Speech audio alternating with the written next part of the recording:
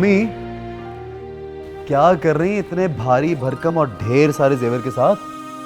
ये सब तुम्हारी होने वाली दुल्हन के लिए है। इतना सारा जेवर मेरी बीवी के गले में डालेंगी तो उसकी गर्दन ही टूट जाएगी। कैसी बातें करते हो? कभी भी किसी औरत की जेवरात से गर्दन नहीं टूटती है। बस अम्मी रहने भी दें, हालात तो देखें कैसे हो रहे हैं मुल्क के। Mobile snatching, car snatching, motor bike snatching, jewellery snatching, हर चीज तो स्नैच हो जाती है। क्या फायदा है, छोड़े। मेरी बात सुनो, मैंने तुम्हें तकरीर झाड़ने के लिए यहाँ नहीं बुलाया, समझ आई? जेवरात औरत की शान होते हैं, ये देखो तो सही। ओह माय गॉड, इतने हेवी जेवर कोई नवाब की बेटी भी नहीं पहनती होगी। 60 किलो की लड़की और ऊपर 60 किलो के जेवरात, हद हो गई है। वैसे मैंने सुना है कि जब आपकी शादी हुई थी ना, आप भी 120 किलो की थी। और बाबा बेचारे, वो एक रस्म होती ना, दुल्हन को उठा के कमरे में लेकर आओ, 3 दिन तक बेड पर लेटे रहते, कमर में चुप पड़ गई थी बेचारों के। कितना जुल्म किया ना आपने। जी नहीं, ऐसा कुछ भी नहीं था। जब मैं इस घर में आई थी तो बिल्कुल इसी तरह थी, स्लिम ट्रिम। क्या बात है, क्या बात है। वो तो अगले दिन पता चला था कि आपका वेट कितना है जब जेवर उतारा आपने। मैंने तो ये भी सुना कि जिन्होंने डोली उठाई थी ना, आज तक उनके कमरों में दर्द हो रही है। चांद, बिल्कुल गलत है ये सब। मेरा तो वेट 50 kg था और तुम्हारे अब्बू ने तो मुझे पहली ही नजर में पसंद कर लिया था। वाह, क्या बात है।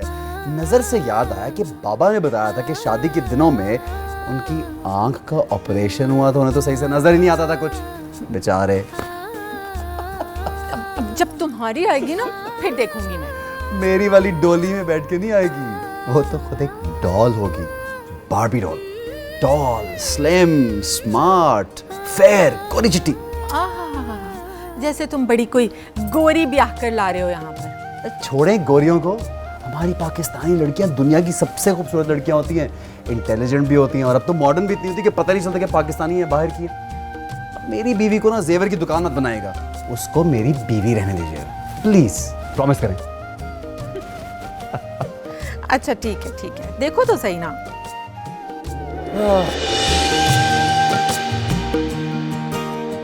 अम्मी,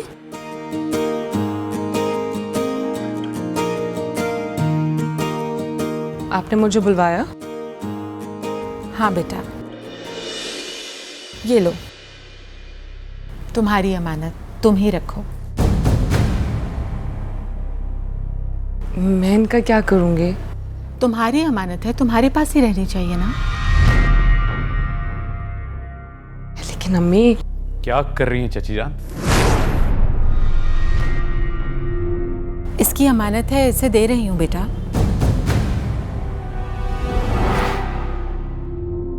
तुम्हें तो पता है ना, ये जेवर चांद ने खुद पसंद किए थे।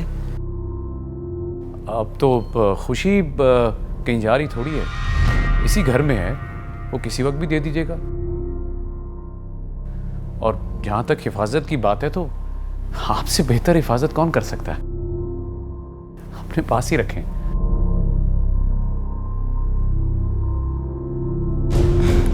हाँ अम्मी, अरमान बिल्कुल ठीक कह रहा है, आप ही ने रखे हैं।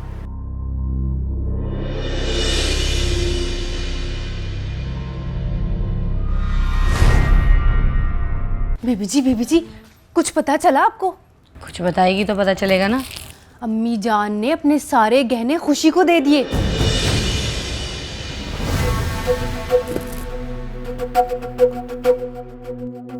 लेकिन फिर अरमान भाई के कहने पर वापस रख दिए।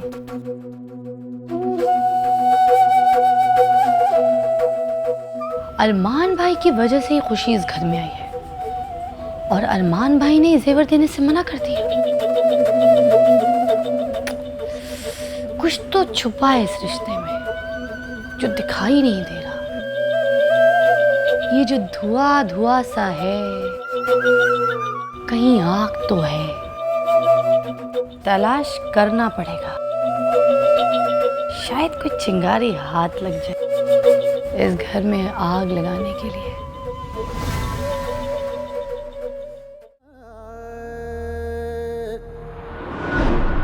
ये लो, तुम्हारी अमानत, तुम ही रखो।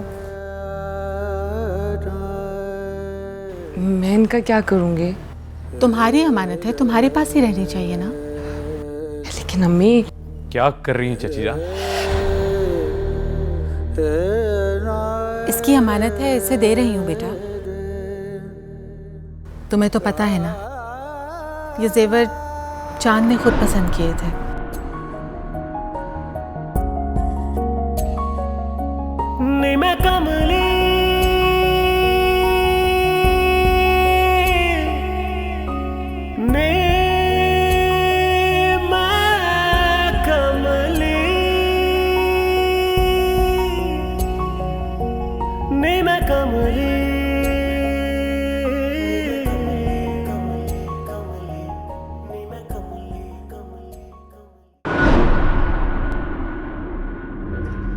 नवाब साहब, इलेक्शन का मरहला तो ख़त्म हो चुका और माशाल्लाह आप अच्छे खासे मार्जिन से जीते भी हैं। गिलानी साहब, आखिरी इलेक्शन था हमारा, जीतना ज़रूरी था, वरना क्या इज्जत रह जाती। वो तो ठीक है नवाब साहब, लेकिन आइंदा इलेक्शन के लिए हमें नए चेहरे की तलाश अभी से करना होगी। इस इलेक्शन से पहले आपके पोस्टर्स पर चांद का चेहरा होता था और हमारे वोटर्स भी यही चाहते थे कि आपके बाद ये यंग और पुरजोश चेहरा हमारी पार्टी में आपकी जगह ले। जी, अब जब चांद नहीं है तो हमें कोई ना कोई यंग और पुरजोश चेहरा जिसमें चांद जैसी काबिलियत भी हो पार्टी की क़यादत के लिए तलाश करना पड़ेगा। आप सही फरमा रहे हैं गिलानी साहब। ऐसा नहीं है कि हमने उस चेहरे की तलाश का काम बंद कर दिया। हम अभी भी कोशिश में हैं कि पार्टी को एक ऐसा चेहरा दें जो आपके लिए यादगार बन जाए। जी जनाब, हमें आपसे पूरी उम्मीद है। इंशाल्लाह फिर मुलाकात होती है। खुदा हाफिज़। खुदा हाफिज़। खुदा हाफिज़।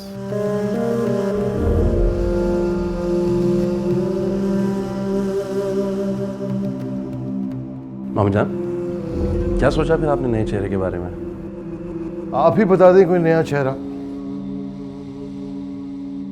मेरे ख्याल से तो ज़ैनब भाभी से बेहतर सियासी मैदान में कोई नहीं, क्योंकि वो तो घर में भी सियासत करती रहती हैं।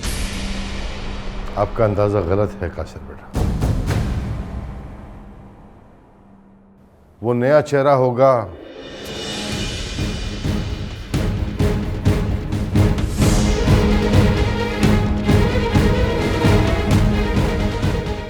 हमारी छोटी बहू खुशी।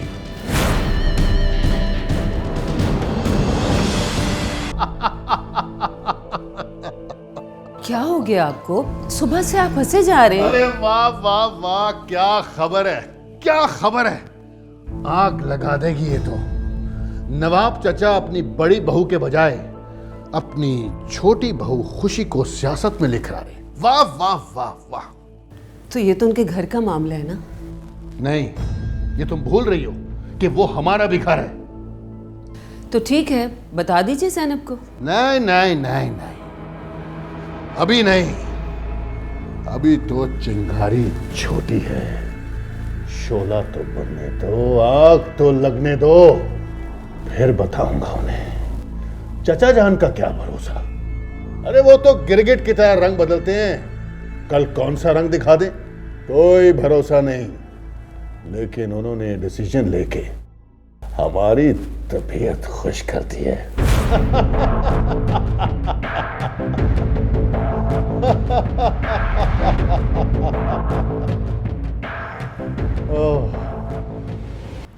तुमने जेवरात लेने से इनकार क्यों कर दिया?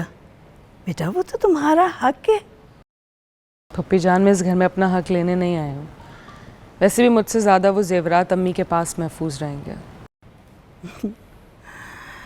ठीक है बेटा, अपने बड़ों पे इतना यकीन तो बहुत अच्छा है। लेकिन ये बताओ कि तुम्हारे अब्बू क्या करते थे? वो हाँ हाँ, बताओ बताओ, जरा हमें भी तो पता चले। इतने बड़े खानदान का रिश्ता हुआ कहाँ है?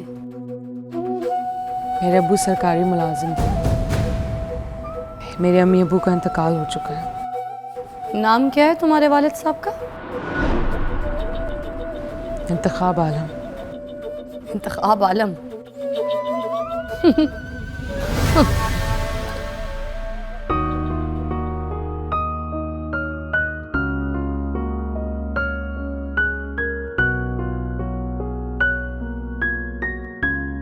पप्पी जान, मैं घर पे बोर होती रहती हूँ। इतने सारे मुलाजिम हैं, मुझे कोई काम ही नहीं करने देता। मैं बिज़ी होना चाहती हूँ। बेटा तुम किताबें पढ़ा करो, उसमें दिल लगाओ अपना। आपके पास कुछ किताबें हैं? मैं जाहिल हूँ, मेरे पास कहाँ से आई किताबें। हाँ, सोहा और अरमान के पास बहुत सी किताबें हैं, उनसे लेके पढ़ लिया करो। जी।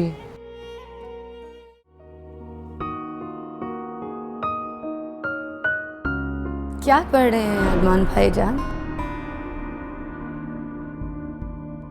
जासूसी किताब। पर आप कर क्या रही हैं? जासूसी? जी। ओह, आई मीन टू से मुझे भी बड़ा शौक है जासूसी नॉवेल्स पढ़ने का। चल छोड़े, एक बात पूछूं आपसे अरमान भाईजान? पूछिए।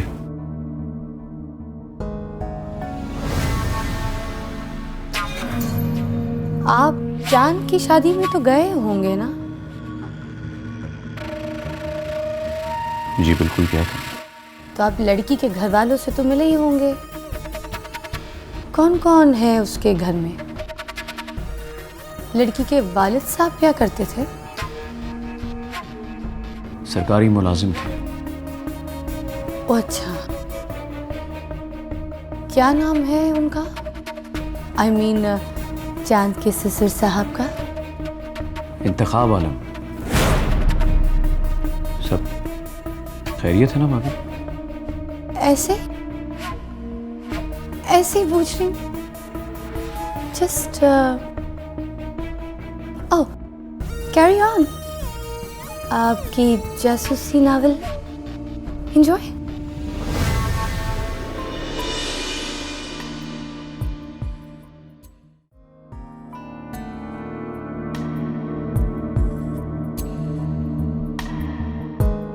अस्सलाम वालेकुम अबू। वालेकुम अस्सलाम। आपने बुलाया था? जी, एक बहुत इंपॉर्टेंट मैटर आपसे डिस्कस करना था, इसलिए बुलवाया। बात दरअसल ये कि हमारी पार्टी को एक यंग एनर्जेटिक फेस की जरूरत है। चांद तो अब है नहीं, सोचा आपसे मशवरा कर लें। अबू आपको तो पता है कि आई हेट पॉलिटिक्स। बल्कि आप ही बताइए, उस दिन मेरे ससुराल में ज़ैनब के लिए आपने ही वादा किया था, याद है ना आपको? ऐसे स्टेटमेंट कौन भूल सकता है। चलिए ठीक है, फिर आप ये बता दें कि ज़ैनब इस सौदे के लिए मुनासिब रहेंगी। देखिए अबू, अगर आप मेरी राय लेंगे तो जाहिर सी बात है, मैं तो यही कहूँगा कि ज़ैनब के लिए ये ओहदा बिल्कुल सही नहीं है।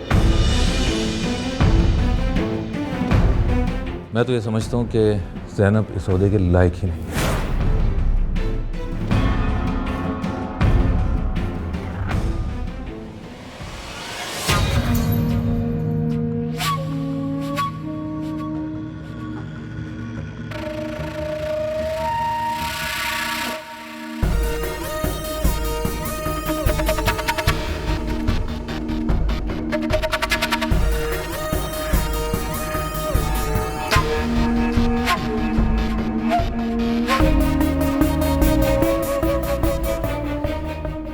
असलम भाई, हेलो।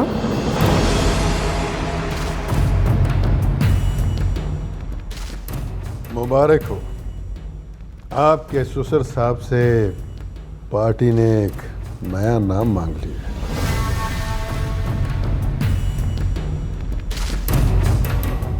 आप तो जानती हैं कि आपके अलावा इस घर में कोई और नाम है नहीं। Congrats once again. शुक्रिया असलम भाई, थैंक यू। मुबारकबाद देने का शुक्रिया।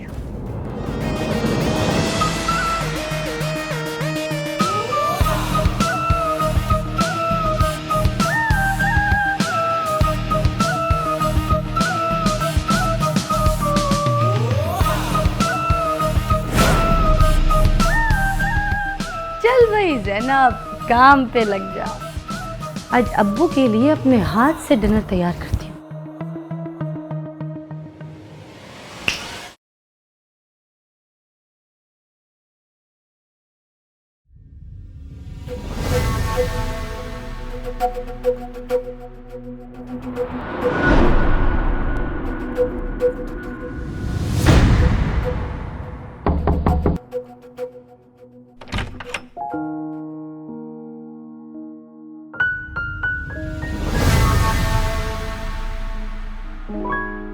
जी बोलिए। जी मुझे कुछ उर्दू की किताबें चाहिए, मिल जाएंगी? एक्चुअली मेरे पास तो सारी इंग्लिश किताबें हैं। अगर आपको उर्दू की बुक्स चाहिए तो आप सोहा से ले सकती हैं। जी ठीक है, थैंक यू।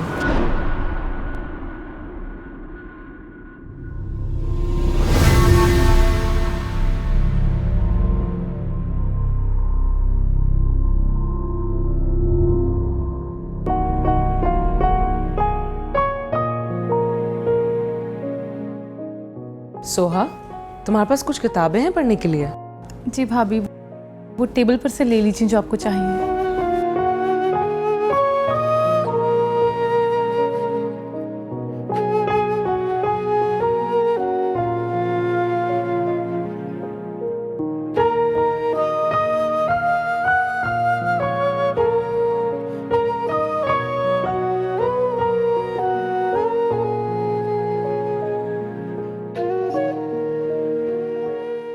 तुम्हारी और शायान की तस्वीर?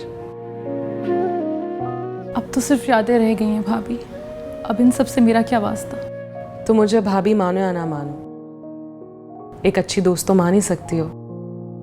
देख लेना, तुम्हारे इस ख्वाब को मैं एक दिन हकीकत में बदल के दिखाऊंगी।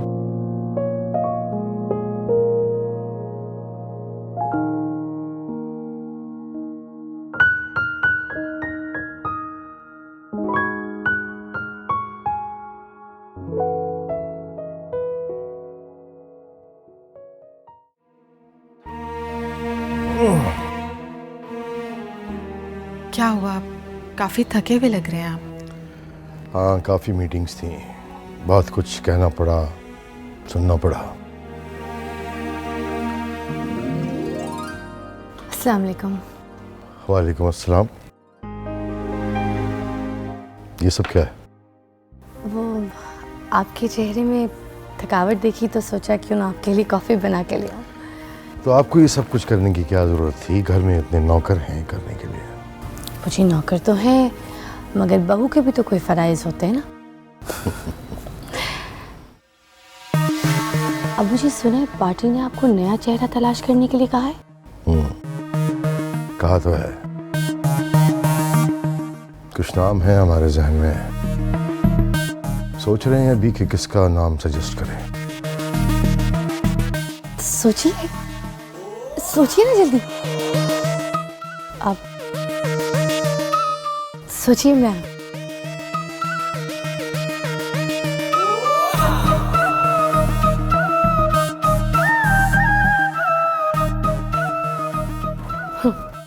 सोच तो ऐसे रहे जैसे 4-5 नाम, एक ही नाम तो है इस घर में।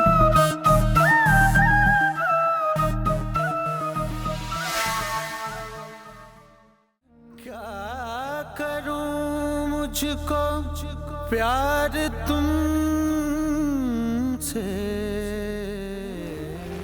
अस्सलाम वालेकुम मम्मी। जीती रहो।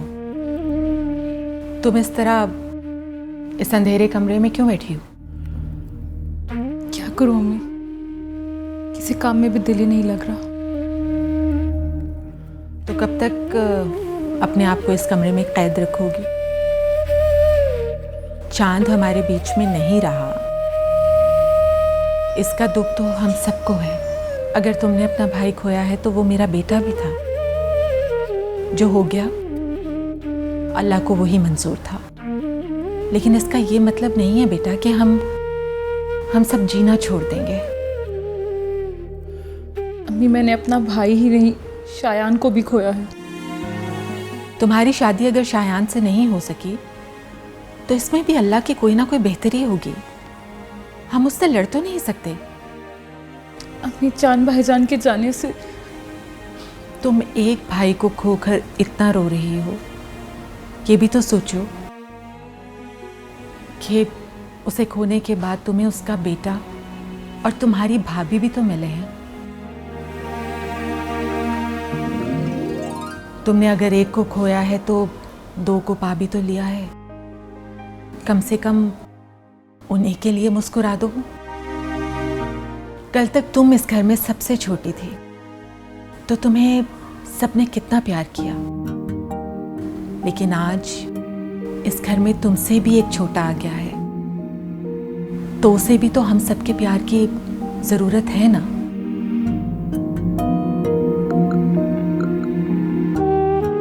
मेरी जान,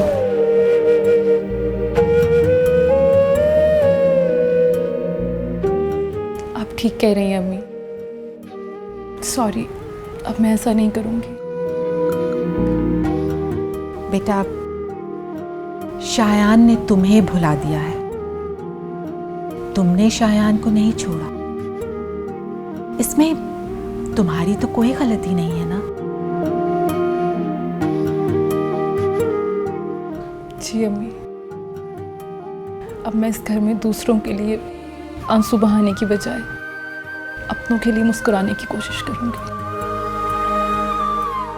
शाबाश।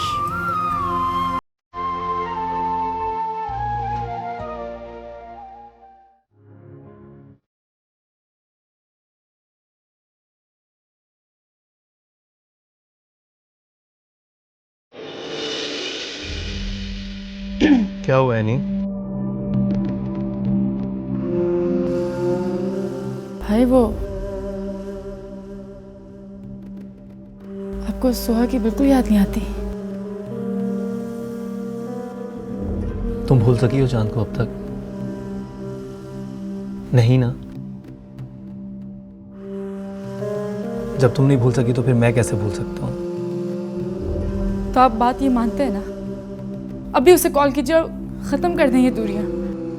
नहीं, मैंने बाबा से वादा किया और ये वादा मैं नहीं तोड़ सकता। कुछ वादे तो आपने उससे भी किए थे, उनका क्या? उससे वादे करते हुए मैंने अपनी बहन की कसम नहीं खाई थी। वैसे भाई, जमाने का भी क्या दस्तूर है ना, दिल टूटे लेकिन कसम ना टूटे।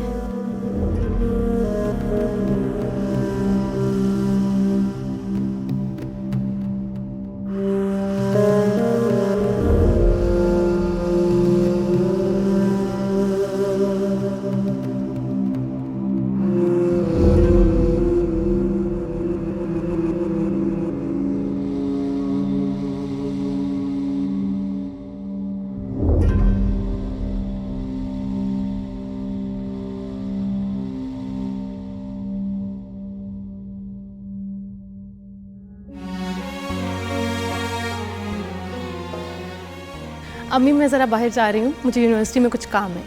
लेकिन बेटा, नाश्ता तो कर लो। अम्मी, अब मैं नाश्ता बना के लाती हूँ। भाभी, ये नाश्ते का नहीं, खाने का टाइम है। वैसे भी मैं फ्रेंड्स के साथ लंच के लिए जा रही हूँ। अल्लाह हाफिज़। कि बाय। अल्लाह हाफिज़। छोटी बहू कहाँ है ज़ैनब? ओह, छोटी बहू अम्मी जी अपने कमरे में उदास बैठी है, मायूस। पता नहीं क्या हुआ उसे। शुरू में तो 4 दिन काम करके सबको दिखाया कि बड़ी शरीफ, नेक और फर्मा बरदार बहू है, और अब हाथ में हाथ रख के बैठी है नवाबों की तरह।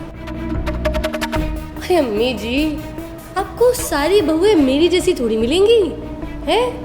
सास और ससुर की खिदमत करने वाली, उनकी खुशी को अपनी खुशी समझने वाली। जीती रहो। जाओ, जाके उठाओ उसे। छोड़े अम्मी जी, मैं किचन जाती हूँ, मुझे बड़ा काम है। आज लंच की तैयारी करनी है, मजे मजे के खाने बनाऊंगी। बेटा, तुम्हारे हाथ खराब हो जाएंगे। कोई बात नहीं अम्मी जी, आपके लिए पकाऊंगी।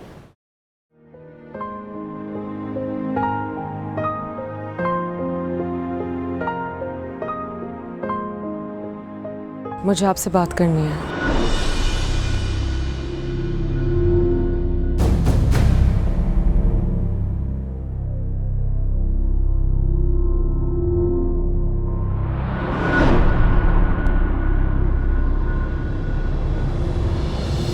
हाँ कहो।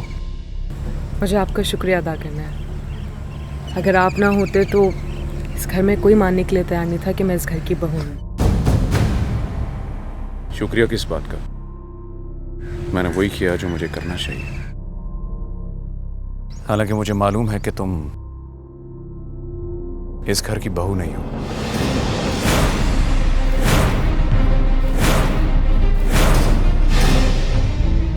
अगर आप ये जानते हैं तो आपने मेरा साथ क्यों दिया? मैं नहीं जानता कि तुम कौन हो, क्या हो, कहां से आई हो। कुछ भी तो नहीं पता मुझे तुम्हारे बारे में। लेकिन अगर तुम्हारे दिल में दौलत की लालच है तो एक बात मैं तुम्हें साफ साफ बता दूं। तुम इस घर की दौलत को चांद के नाम पर दोनों हाथों से लूटोगी तो भी इस घर पर और यहां के रहने वालों पर कोई असर नहीं पड़ेगा। रही बात मेरी तो